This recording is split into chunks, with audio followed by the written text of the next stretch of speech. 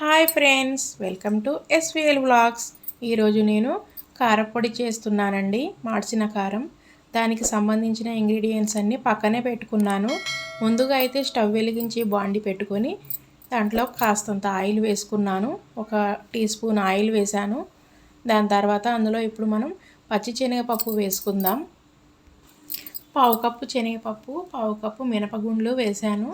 కాస్తంత దోరగా వేగిన తర్వాత దీంట్లో మనం 1/2 కప్పు కన్నా కొంచెం తక్కువ ధనియాలు వేసుకుంటున్నాను. 1 స్పూన్ జీలకర్ర వేసాను. ఇవన్నీ దోరగా వేయించుకుందాం. బ్రౌన్ కలర్ వచ్చి మంచి స్మెల్ వచ్చేంత వరకు వేపుకుందాం.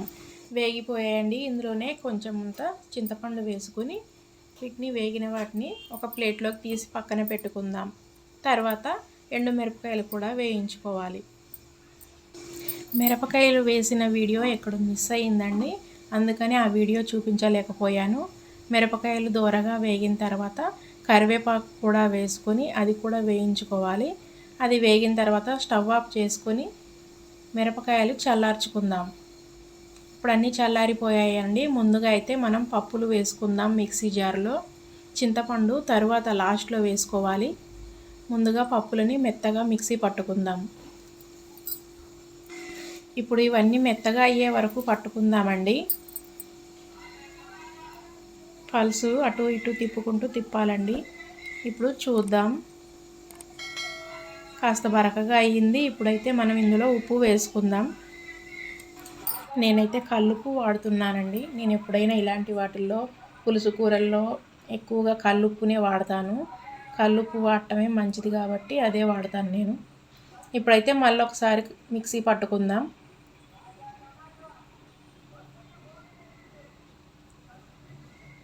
మెదిగిపోయిందండి. మరీ మెత్తగా పౌడర్ లాగా అవనక్కర్లేదు. కాస్త బరకగా ఉంటేనే తినేటప్పుడు మనకి బాగుంటుంది, పంటి కింద తగులుతూ. ఇప్పుడు ఎండుమిరపకాయలు వేసేసుకుంటున్నాను. ఎండుమిరపకాయలు కూడా మెత్తగా పట్టుకుందాం. ఇప్పుడు చూద్దాం.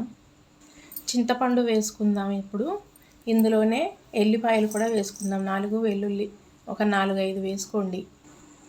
ఇవి వేసుకొని మళ్ళీ ఒకసారి పట్టుకుందామండి. కాస్త అవి కూడా మెత్తగా నలిగేంత వరకు పట్టుకోవాలి.